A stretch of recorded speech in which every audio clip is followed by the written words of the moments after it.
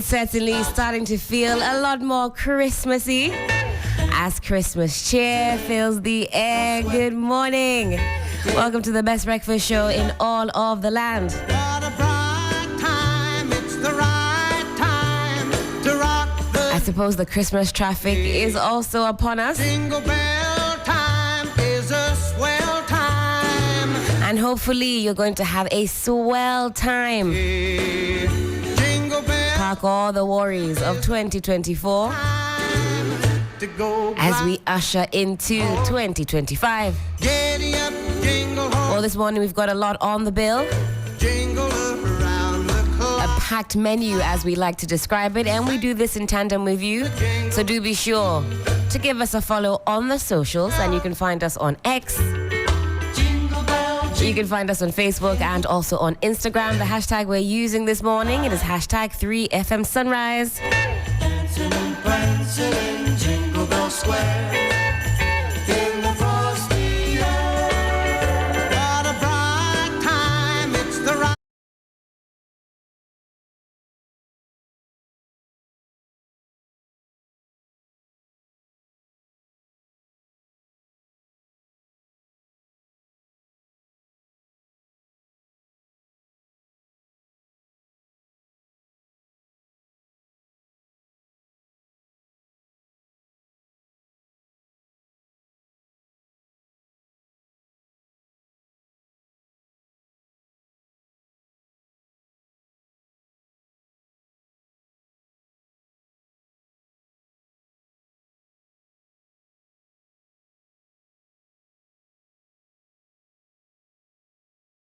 Let's connect now with Felicity Appiah-Ampofo, chief forecaster with the Ghana Met. She'll let us know what kind of weather to expect today in the capital and beyond. Hello, Felicity. Good morning to you. Good morning, Helen. How are you? I'm doing fantastic. Are you feeling the Christmas spirit or not just yet? The Christmas spirit is in now in terms of the weather. The dry northeasterly winds has invaded almost the entire country. Ah, okay. All right. Well, let's hear the weather. Yes, for today, we expect it to remain dry and hazy over most portions of the country. Even Greater Accra, we should have a feel of it. We had a feel yesterday. Today, it will be the same and then extends to central and western, northern parts of western region. But those of us very close to the sea, we expected us to have a little bit of relaxation and then have some few clouds. In terms of rain, we don't expect it, but then those in Asim, Hafasene, and Sakradi, Sekandi, they are likely to have some afternoon showers. For temperatures, we expect it to be hot today during the afternoon hours. The north will record 38. Those of us in the middle sector will have 36. Those of us in Greater Accra, Central, Western, we will record 34 degrees Celsius. The state of the sea will remain calm today. Central folks can fish, but then if they are going towards Libreville areas, Gabon areas, Malabo areas, we are having some rain and thunderclouds over that portion. So they need to take precautions. Water Lake pretty cool for any fishing activities, except if they want to do this evening into tomorrow morning. That's when they need to be careful for misty and foggy conditions. All right. Felicity, thank you so much for that update. Do have a wonderful Wednesday. Thank you. Same to you. Again, that was Felicity Appiah-Ampofo, chief forecaster with the Ghana Met, letting us know what to expect.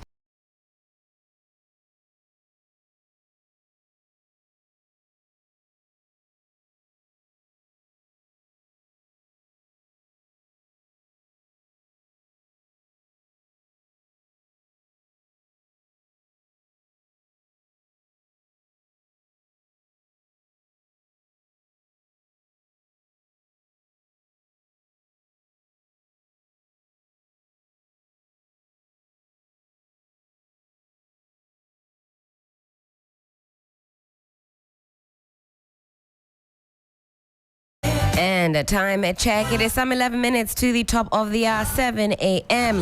Now here's what to expect this morning on 3FM Sunrise on 3FM 92.7.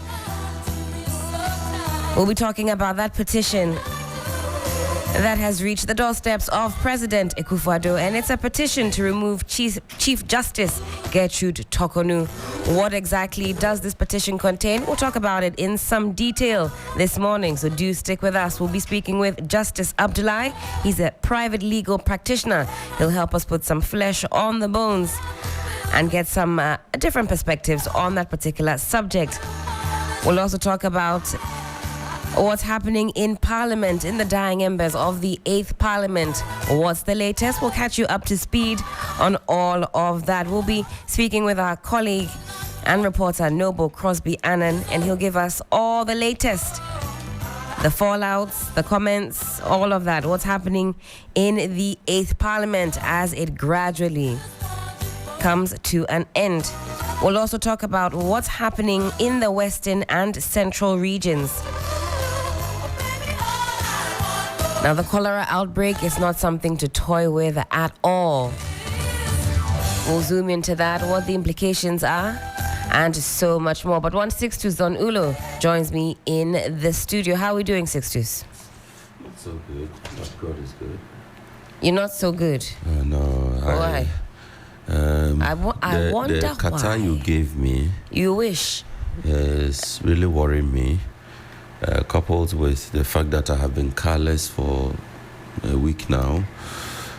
So it's all put a lot of strain on me. So, you wait, Helen. So all the people who admire you, none of them can just buy a car and dash me. I can diagnose your problem, but it's too early Let's hear it. No, Let's hear I don't want Let's hear it. I don't want everyone to know.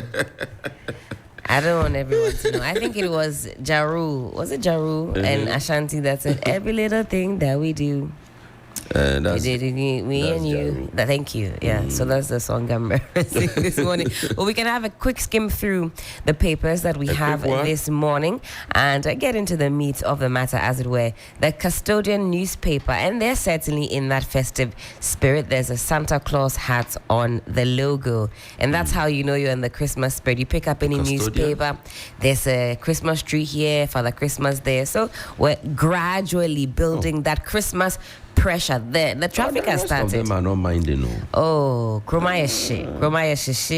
Well, not everybody is feeling that Christmas spirit just yet. Yes. But do you realize that every year we have the same narrative? No. In election years, worse. Because, for some people, there's nothing, merry about the Christmas. Mm-hmm. They are naturally down. Yeah. Others too have gone to spend all their money trying to convince people to vote for them, which didn't turn out well. It didn't turn out. Bad investment. So what do you do on a Christmas like that? Are serious? So it was very, very, very, very serious. Somebody would have used back some of the voters and say, the money I gave you, you at least bring 50%. You've spent some, bring the rest. Can you imagine, especially in areas where the vote margin is quite small, and it's an area where you know everybody, some constituencies are quite small. In fact, yesterday, if you listen to MP-elect Millicent, she was here with us, Amankwaye Boa, and we showed her a video of a lady in her constituency. She said, "Oh, Auntie Philly," or something like that. Auntie Fia. I mean, she mentioned the name, right? She knows the market she trades. So in places where it's quite an intimate situation, you know each other, it can be quite painful. You lose by some 3 people. You walk around the whole town looking at people's faces. We will count the votes 100 times. Did you betray me? Did you betray me? In any case, was it you? Could it have been you? How will you feel, in the weeks after that? You feel betrayed. It's painful. Like I said here the other time, I have lost elections before. How does it feel? It's quite painful. Especially when you feel you've done quite a lot of work, and you've done your part. You've tried convincing people. You have put in a lot of work. It can be very painful, very discouraging. That you keep asking yourself, is it me? Could I just have kept all this to myself? Could I have, all the efforts put in, and there's a lot you sacrifice when you are running an election. Right. There's a lot you have to sacrifice. And so it's not an easy thing. So I can understand when people are so agitated, they are pained, and they start talking anyhow. I can understand. Because you feel that, all that you have put into this particular venture. Is to not. Do you know why for us it's a more painful defeat? We've talked about this so many times. The winner takes all syndrome. So just by virtue of the fact that you are not the elect or you are not in government, you are so maligned, so removed from opportunity, decision making. You are really on the outs. It's a vengeful kind of path that we have taken, and that's why it's even more painful, because you know what's ahead. You know how you behaved towards your opponent, so you are just waiting for your turn as well. And we need to really rethink that as a society. If we really say we're one nation with one destiny, that vengefulness with which we operate our politics, Helen, is bad. President Kufuor started something when he appointed Parkwesi Ndum. I think at the time Parkwesi Ndum was appointed Public Sector Reform Minister, something of the sort. And even though that came out of a certain arrangement, one would understand that if we had picked it up from there up to this point, then the problem wouldn't have degenerated to this level. Again, when Professor Mills took over, Professor Mills had a policy that his own party gurus kicked against. He asked all MMDCEs to stay put, because the practice is that once they've announced the new president, who is not from your party, and you are just preparing the to local go. chief executive, you start packing. Because you know what lies ahead. You don't even waste your time. You don't want them to come for you. Right. So you start packing. But that year when Professor Mills took over, he issued a directive that all of them should stay put. And I think that directive also covered all CEOs of state agencies and enterprises. SOEs and all of that. And it was a very unpopular decision among his own people, because they had suffered the previous changeover when Rawlings changed over to Kufuor. They had suffered it when, people took over government agencies and departments, and some people were literally, hounded out of their chairs in the offices. And so when Mills announced that decision, it didn't go down well with some people. But again, that was another opportunity we missed as a country.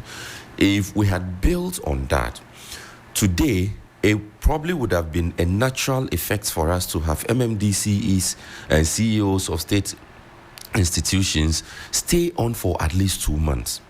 But see what happened under Akufo-Addo. When he was announced president, automatically, all the MMDCEs were sacked. Automatically, you are gone. Yeah. You don't have to be told. Then it took him months upon months to get their replacement. Over 9 months, and there was a special committee that was vetting, and this vetting was never ending, and there was chaos. Work at the assembly level came to a standstill. So that action took us back. Somebody said 10 years back. You say even more than that? But it took us way back into time, and that was not good for us. So if that's Professor Mills' decision and action had been built upon, we wouldn't have been where we are today. I would say that we've definitely regressed. It's a very vengeful politics that we engage in. And Professor Mills ended up with this tag, Father for All, being seen as, too soft on his opponents, as it were. That we even call it that is problematic for But me. I dare say we needed that kind of leadership at that point in history. I would say that if the succeeding administration had continued on some of the actions, the Asumjehene actions, we wouldn't have been where we are today. You believe so? I believe so. So imagine that Akufo-Addo, for instance, had appointed who were the key actors in the Mahama administration. I'm not saying give an appointment to Mahama, but there are some key figures. So say Spio. Spio is a very experienced person. All right. Trade, telecommunication, international experience, and all of that. So imagine Akufo-Addo had appointed Spio Gabra, for instance, giving him Minister of Communication, as sensitive as it is. Let's just imagine. Or he had said, okay, Spio, go and handle the trade ministry. Right. Or he had even made Spio an ambassador. Just imagine. That would have, sent a certain signal to show that, look, we are not antagonistic at each other after all.